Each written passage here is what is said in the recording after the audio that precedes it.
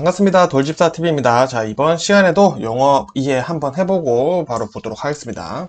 자, 첫 번째, 단수 가격 결정법입니다. 자, 마지노선이라는 느낌을 주는 가격이죠. 자, 그래서 예를 들어 9,900원, 뭐 19,900원 이런 식으로 나오는 숫자 있다면 단수 가격 결정법이다 보시면 되겠고요. 자, 종속 가격 결정법 보겠습니다. 주 제품에 필요한 부속품, 즉 종속품이죠. 여기에 가격을 책정하는 거예요. 그래서 우리 면도기는 싼데 막상 면도기만 있으면 못 쓰죠. 그래서 면도날을 쓴다거나 이제 프린터와 토너 이렇게 묶여서 결국에는 혼자 못 쓰는 것들 있죠. 자, 그런 것들은 종속 가격 결정법이 이루어진다. 자, 유인 가격 결정법입니다. 자, 이거는 로스 리더라고 해요. 자, 요거 외워두시고요. 자, 어떤 상품을 비교적 싸게 팔아 고객을 매장으로 유인하여 다른 상품을 판매하는 것이다. 그래서 우리 많이 보셨죠? 미끼 상품이다 보시면 되겠고요. 자, 그리고 네 번째, 우리나라의 EAN 국가 번호 코드는 880이라는 거 외워두시고요. 자, 그리고 조닝이라는 단어들이 가끔 나와요. 자, 이건 뭐냐, 점포의 레이아웃을 완성한 후에 코너별로 이제 어떻게 상품을 배치할 건지, 진열 면적은 어떻게 할 건지, 이런 것들을 이제 레이아웃에 표시를 하는 겁니다. 그래서 이 레이아웃의 상품 면적, 배치를 표시하는 것이 조닝이다 보시면 되겠고요. 자, 점포 외장엔 뭐가 있냐? 점두, 가게 입구죠? 자, 출입구 결정, 그리고 건물 외벽 등이 점포 외장되어 있고요. 점포 내부에는 벽면, 바닥, 조명, 통로, 집기, 비품 이런 것들이 다 포함된다 보시면 되겠습니다. 자, 그리고 레이아웃은 뭐 상품 배치, 고객 동선, 휴게 공간, 사무실 및 지원 시설 등 이런 것들을 짜는 것을 뭐 우리 레이아웃이라고 얘기를 하죠.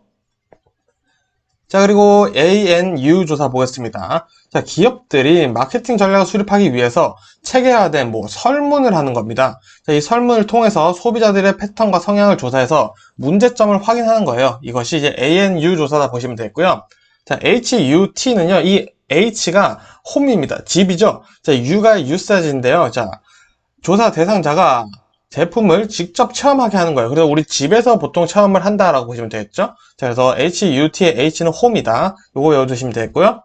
자, CLT. 자, 조사 대상자를 모아둬요. 센터에 모아둡니다. 그래서 제품에 대한 반응을 보는 거예요.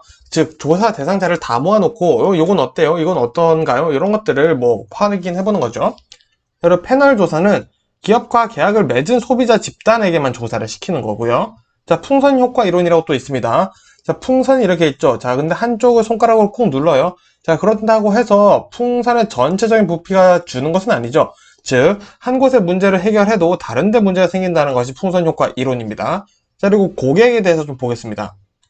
자, 이탈 고객 나오죠. 자, 이탈 고객은 말 그대로 이탈한 거예요. 더 이상 자사의 제품이나 서비스를 이용하지 않는 고객이고요. 비활동 고객은 구매 이력은 있어요. 자, 그런데 정기적인 구매를 하지 않을 뿐이고요. 지금 구매를 하고 있지는 않지만 또 언젠간 구매를 할 수도 있는 고객입니다. 그리고 가망 고객은 현재 고객은 아니에요. 아직 우리 자사의 물건을 산 적은 없지만 광고, 홍보 등을 통해서 유입될 수 있는 가능성이 높은 고객, 즉 잠재적 고객들을 얘기를 하는 거겠죠. 그리고 내부 고객은 조직 내부의 가치 창조에 참여하는 고객으로서 기업의 직원이다. 즉, 내부 고객은 그냥 기업의 직원이다 라고 보시면 되겠습니다. 자, 그리고 프라이스 존, 프라이스 라인 볼게요. 자, 프라이스 존이라는 것은 가격대별로 나눈 거예요. 자, 가격대라는 것은 가격의 고저죠. 자, 그럼 프라이스 라인은 뭐냐? 고객이 필요를 느낄 만한 분류를 추정을 먼저 하는 겁니다. 그래서 그것을 먼저 추정한 뒤에 가격의 폭을 나눈 거예요. 예를 들어서 고급품은 10만원, 중급품은 뭐 5만원 이런 식으로 평균의 가격을 정해놓고 이제 가격의 폭을 나누는 것이다 보시면 되겠습니다. 자, 그리고 마케팅 믹스 4P는 잘 알고 계시죠? 프로덕트, 프라이스, 프로모션, 플레이스 4가지가 해당되고요. 자, 그래서 서비스 마케팅 요소는 이 4P에 3P가 추가됩니다. people, 프로세스, 피지컬, 에비던스 이렇게 추가가 된다라는 거 보시면 되겠습니다. 자, 그리고 ALT 있어요. 자, 요거는 하이 로우 프라이싱입니다. 뭐 좋은 제품, 하이죠? 높은 좋은 제품을 일시적으로 싸게 로우 판다 라고 보시면 되겠습니다. 자, 그럼 이제 한번 본격적으로 보겠습니다. 자, 먼저 수요 예측을 위한 조사 기법들에 대해서 볼 건데요. 먼저 나오는 게 델파이 조사법입니다. 자, 델파이 조사라는 것은 미래 수요를 예측하는 질적 예측 방법이에요. 자, 그래서 예측하기 어려운 변수들이 있겠죠. 이런 변수들을 가지고 전문가가 의견을 가지고 조사를 하는 겁니다. 즉, 이 델파이 조사법은 누가 하는 것이 중요하다? 전문가가 하는 것이 중요해요. 왜? 예측하기 어려운 변수들을 다루려면은 전문가가 해야 된다는 거죠. 그리고 시계열 분석은 쉽습니다. 그냥 우리 일, 월, 주 이런 시간의 흐름 있죠. 그 시계, 과거 데이터를 가지고 하는 거예요. 그래서 과거 데이터 수집에 용이하고 다양한 변수, 시차 등의 복잡한 인과관계를 모형할 수 있다라고 보시면 되겠고요. 시간의 흐름에 일정한 간격을 설정하고 동일한 현상을 여러 번 반복하여 측정한 뒤 장래의 수요를 예측하는 방법이다. 즉 뭐 이런 거죠. 일주일 단위로 봤을 때는 10만 원의 매출인데 한 달로 보니까 자, 50만 원이에요. 자, 그러면은 한 달 50만 원 기준으로 나누는 게 조금 더 구체적이라고 볼 수가 있겠죠. 자, 이런 게 시계열 분석이다. 그리고 세 번째, 박스 젠킨스 방법입니다. 자, 과거 시계열 데이터를 접합시켜서 수요를 예측한다. 자, 시계열 데이터의 성능, 기능을 가지고 있다가 보시면 되겠죠. 그리고 확산 모형 방법은 신제품이나 신기술, 새로운 것들이 이제 우리가 나올 건데, 요 수요 예측을 해보겠다라는 겁니다.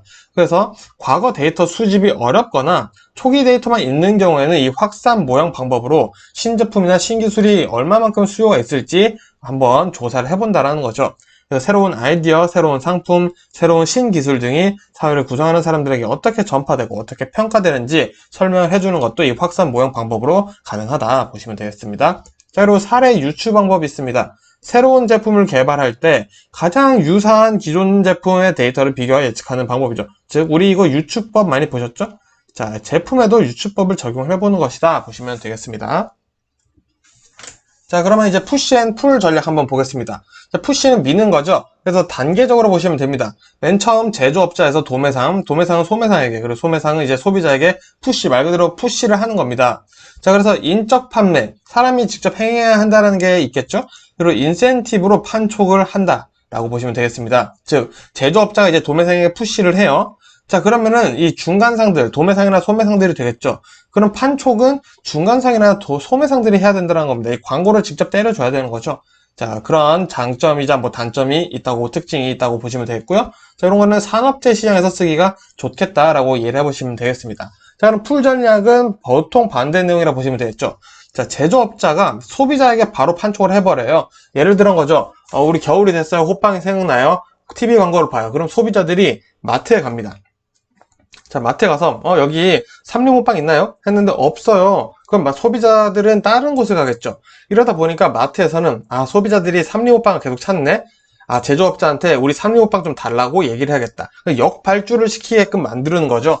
자, 그러다 보니까 여기서는 제조업자가 거의 100%의 판촉을 할 수밖에 없겠다라는 것까지 이해를 해보시면 좋겠습니다. 자, 그래서 이 풀 전략은 소비재 시장에서 쓰기 좋겠다라고까지 이해해 보시면 되겠습니다. 자, 이 푸시와 풀 개념 좀 잘 잡아주시면 다른 문제 보실 때도 이해가 돼요. 자, 그럼 이제 CRM 보겠습니다. CRM, 자, 커스터머 릴레이션십 매니지먼트죠. 자, 고객 관계 관리입니다. 자, 고객의 특성에 기초한 마케팅 활동을 계획, 지원, 평가하는 과정이다. 자, 고객의 수요와 요구, 니즈를 파악하여 고객이 원하는 제품을 공급해 주는 것이고, 이로 인해 기업의 이익 극대화를 도모한다. 라고 보시면 되겠죠. 자, 이익 극대화를 위해서는 고객이 만족해야 된다라는 게 이제 CRM의 핵심이다 보시면 되겠습니다. 자, 그래서 어떻게 하냐? 고객 정보를 이용을 해요. 자, 그리고 고객 행동을 이해합니다. 그리고 고객이 원하는 혜택을 파악하는 거죠. 자, 뭐 설문조사나 이런 것들로 파악할 수가 있겠죠? 자, 그렇게 함으로써 이제 고객이 원하는 것을 해주고 고객과 좋은 관계를 구축하는 것이 목표다 보시면 되겠습니다.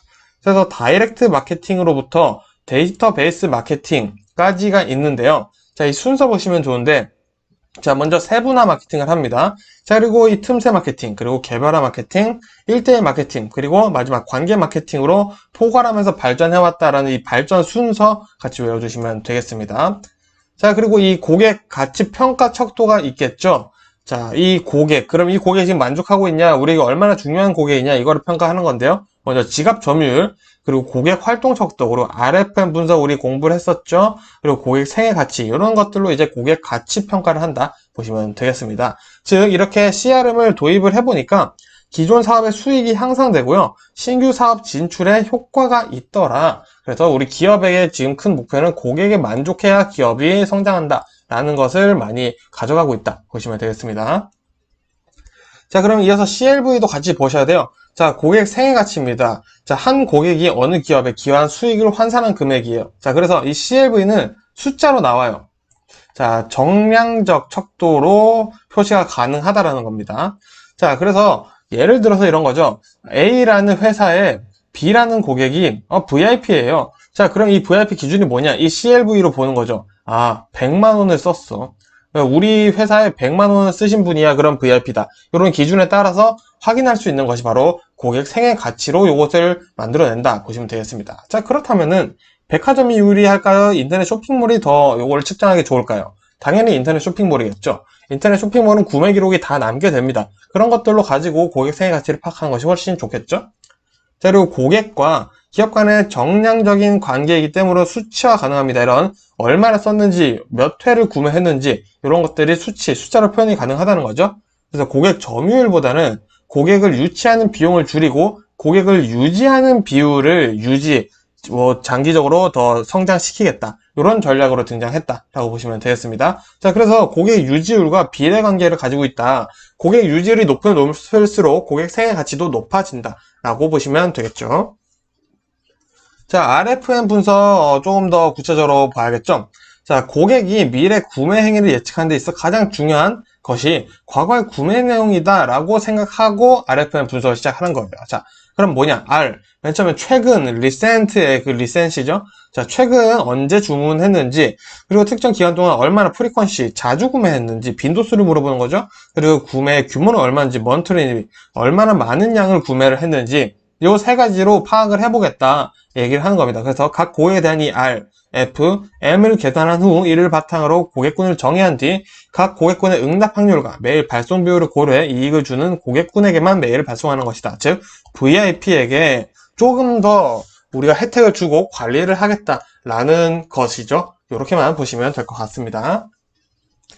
자, 그럼 이번엔 비주얼 머천다이징 BMD 한번 보도록 하겠습니다. 시험에 나오는 거는 보통 세 가지가 돌려서 나오고 있습니다. 자, 먼저 VP예요. 자, 비주얼 프레젠테이션이죠. 자, 이거는 뭐냐? 계절이나 특성에 맞게 쇼윈도나 매장 입구에 상품을 보이게 하는 거예요. 자, 그러면 소비자들이 지나가다가 여기 이쁜데 한번 들어가 볼까? 이렇게 되는 거죠. 그래서 일단 보여서 들어오게 하려는 것이 VP라고 보시면 되겠습니다. 자, 그러면 이제 들어왔어요. 그 다음에는 PP를 사용합니다. 자, 포인트, 자, 프레젠테이션이죠. 자, 여기 왜 들어갔느냐? 자, 고객의 시선이 닿는 모든 것에 상품을 두어 보이게 하는 거예요. 즉, 자, 제가 맨 처음에 입구에서 봤던 상품이 지나가다 또 보고 또 안쪽에서 구경하고 있는데 그 상품이 또 보여요. 계속 보이다 보니까 사고 싶어지는 거죠. 아, 요게 좀 잘 팔리나? 이런 느낌이 들게 하겠다라는 겁니다. 즉, 주력 상품은 바로 이겁니다. 라고 할 수 있게끔 하기 위한 전략은 PP다. 보시면 되겠고요. 자, IP 있습니다. 아이템 프레젠테이션이죠. 자, 이거는 상품을 이쁘고 아주 좀 구매 욕구가 있게끔 진열을 잘하는 거예요. 자, 그러다 보니까 고객들이 요거 되게 이쁘네. 나도 이렇게 쓰면은 좋겠는데? 이런 생각을 가지게끔 하는 거죠. 그래서 이쁘다 한번 만져봐도 돼요? 한번 체험해봐도 돼요? 앉아봐도 돼요? 이런 식으로 하게끔 유도하는 것이 아이템 프레젠테이션이다. 보시면 되겠습니다. 이 비주얼 머천다이징은 세 가지가 중점적으로 나오고 있다. 보시면 되겠어요. 자, 그러면 소매 수명 주기 이론에 대해서 한번 좀 보도록 하겠습니다. 자, 이 소매업에 형태가 있더라, 이 주기가 있더라, 이런 얘기를 하는 거죠. 그래서 네 가지로 봤는데, 먼저 도입기, 성장기, 성숙기, 쇠퇴기의 순서를 거친다라고 얘기를 했습니다. 즉, 맨 처음에 소매업체가 시장에 진출하게 되면 도입기죠? 도입기는 높은 성장률을 보이다가 성숙기 때는 경쟁을 시작하고요. 그러다 보니까 시장 점유율과 이익 감소가 등장하며 쇠퇴기로 나아간다는 이론입니다. 자, 그럼 조금 더 구체적으로 봐야겠죠? 자, 먼저 도입기는 소매 개념을 정리 및 정착을 시켜야겠죠. 맨 처음에 들어왔으니까. 그러다 보니까 판매 증가율이 매우 높고요. 대신 이익은 낮습니다. 왜? 점유율을 꾀하려면 우리가 돈을 버는 건 중요한 게 아닌 단계라는 거죠. 자, 그래서 성장기가 됐어요. 자, 이제 시장 확장도 하고 수익을 이제 확보를 해야겠죠. 그러다 보니까 이제 침투 전략이 등장하게 됩니다. 판매 증가율과 이익 수준이 그래서 가장 높은 단계다라고 보시면 되겠고요. 자, 성숙기부터는 이제 경쟁이 시작됩니다.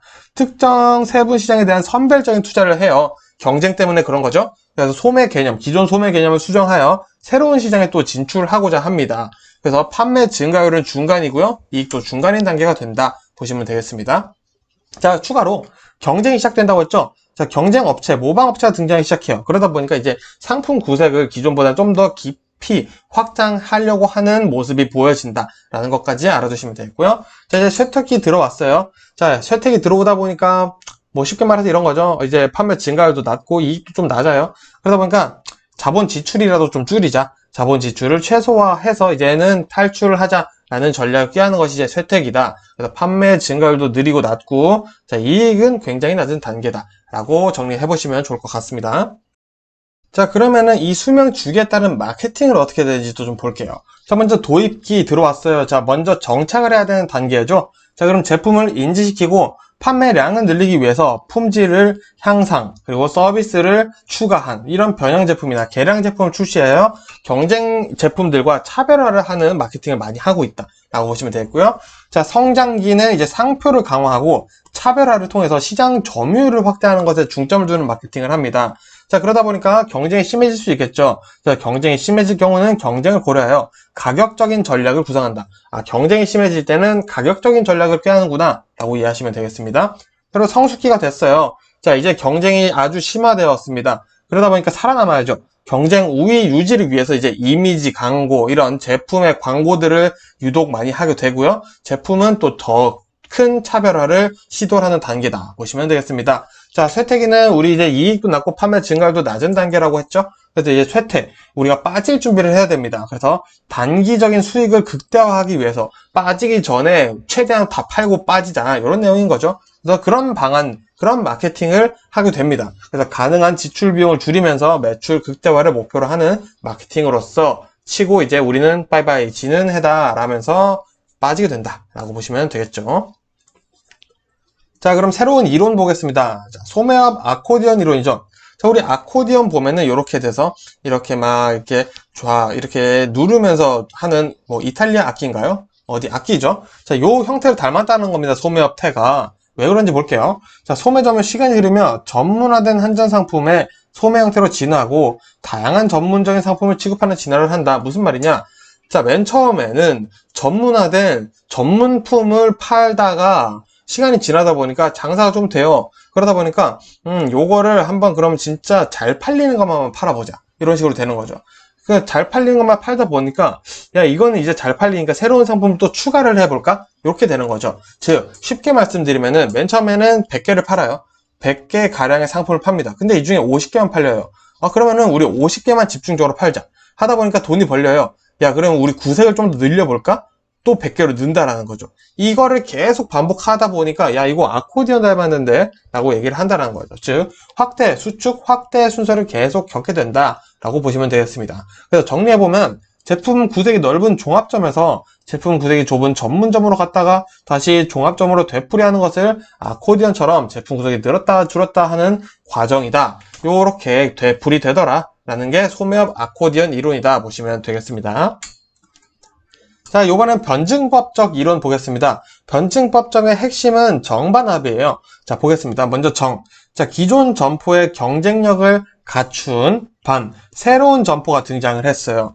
자, 기존 점포에 경쟁력을 갖춘 새로운 점포가 등장을 했습니다. 자, 그러니까 A랑 B가 이제 경쟁을 하기 시작해요. 자, 경쟁을 하면은 서로 안 좋냐? 그렇지 않다라는 겁니다. 서로 경쟁을 하다 보니까 업그레이드를 좀 더 차별화, 이런 좀 더 좋은 마케팅을 구사하게 됐다라는 거죠. 그러다 보니까 이루어져요. 그러면서 기존 점포와 새로운 점포가 서로 발전해 나가는 과정에서 절충된 새로운 형태의 모습을 보이게 된다. 즉, 맨 처음에 있던 점포가 경쟁 점포가 생긴 거예요. 아, 좀 짜증나네? 경쟁 한번 해볼까? 이러면서 서로 막 업그레이드하고 서비스 수준도 올라가다 보니까 나중 돼서 보고 보니까 야, 우리 둘 다 많이 발전했네? 괜찮은데? 이런 식으로 나타난다는 것이 바로 변증법적 이론이다 보시면 되겠습니다. 즉, 백화점이 생겼어요. 자, 그럼 이 백화점의 반대 특성을 가진 점포들이 또 등장을 하게 됩니다. 자, 이게 신규 점포라고 보시면 되겠죠? 자, 그러다 보니까 백화점과 점포가 적절하게 절충되면서 각자 진화해 나가는 모습을 보이더라 라는 게 변증법적 이론이다 보시면 되겠습니다. 자, 그러면 이제 소매업 수레바퀴 가설 한번 보겠습니다. 자, 이것도 마찬가지예요. 우리 수레바퀴, 바퀴는 빙글빙글 돌죠. 자, 그러면은 반복된다라는 걸로 보시면 되겠습니다. 자, 먼저 진입 단계에서는 저가격, 저마진으로 시작을 해요. 자, 그리고 진입 성공했어요. 이제 성장하다 보니까 고가격, 고마진으로 바뀌어버리는 거죠. 자, 그리고 우리 소매업태, 우리 성숙기, 성장기, 그리고 쇠퇴기로 거친다고 했었죠. 자, 쇠퇴기가 되니까 다시 안정적인 게 좋은 거예요. 그러니까 저가격, 저마진으로 다시 돌아오는 겁니다. 자, 예를 들어서 볼까요? 자, A 점포가 진입을 했어요. 저가격, 저마진으로. 자, 근데 기존 점포들이 있겠죠? 자, 기존의 B 소비업체와 경쟁을 하기 위해서 고가격 고마진 전략을 펼치게 됐어요. 자, 이렇게 싸우고 있는데 새로운 시점포가 등장했습니다. 저가격 저마진으로 등장을 했죠. 자, 그러니까 기존의 A 소비업체와 경쟁을 하기 위해서 또 고가격 고마진 전략을 펼치는 거예요. 자, 그러고 있는데 또 새로운 점포가 들어왔어요. 자, 당연히 새로운 점포 왔으니까 저가격 저마진으로 들어왔겠죠. 자, 그럼 얘도 경쟁을 하려다 보니까 또 고가격 고마진 전략이 펼쳐진다. 이런 상황이 계속 빙글빙글 돌더라. 그래서 소매업 수레바퀴다 라고 얘기를 했다는 게 이게 핵심이다. 보시면 될 것 같습니다. 이렇게 해서는 이번 영상에서는 조금 중요한 이론들 같이 살펴봤던 것 같고요. 뭐 그뿐만 아니라더라도 제가 핵심 내용만 말씀드리고 있으니까 꼭 내용 잘 숙지하셔서 시험 보시길 바라겠습니다. 자, 그러면 전 다음 영상으로 또 인사드리겠습니다. 고생 많으셨습니다.